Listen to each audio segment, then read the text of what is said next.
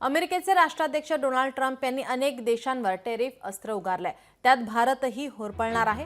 तब्बल 26% समन्यायी व्यापार कर अमेरिकेनं भारताला लागू केलाय। भारतातून अमेरिकेत आयात होणाऱ्या वस्तूंवर 26% कर लागू असेल। ट्रम्प यांच्या या निर्णयानं अमेरिकेनं शेअर बाजारात तीव्र पडसाद उमटले आणि भारतातील शेअर बाजारावरही त्याचा परिणाम होण्याची शक्यता आहे। 2 एप्रिलपासून हे दर लागू करण्यात आलेत। नव्या करांची घोषणा ट्रम्प यांनी पत्रकार परिषदेमध्ये केली आहे। दरम्यान चीन आणि व्हिएतनामपेक्षा हे दर कमी असून त्याचा भारताला फायदाच होईल असं तज्ज्ञ सांगतात। तरीही इतर आशियाई देशांपेक्षा भारतावर लागू केलेला व्यापार कर जास्त आहे। कसे आहेत अमेरिकेने जारी केलेले नवीन व्यापार कर पाहूयात ग्राफिक्सच्या माध्यमातून।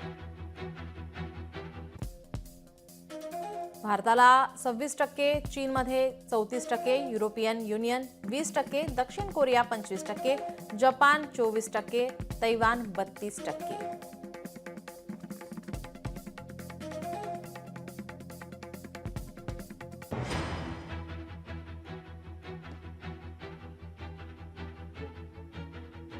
यावर उद्धव ठाकरे यांची प्रतिक्रिया आली, आपण ऐकूयात।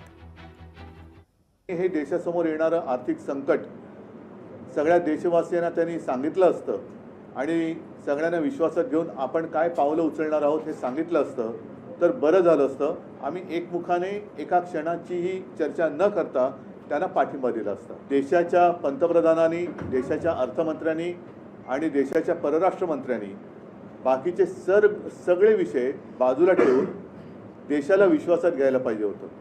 आपण काही त्यांच्याकडे काही करू शकत नाही, कारण पाकिस्तानला इशारा देऊ शकतो, चीनला देऊ शकत नाही, अमेरिका तर फार दूर राहिली।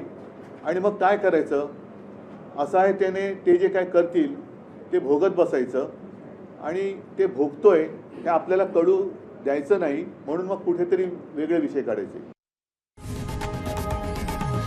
लोकशाही मराठी ऐका, पहा, जागरूक रहा।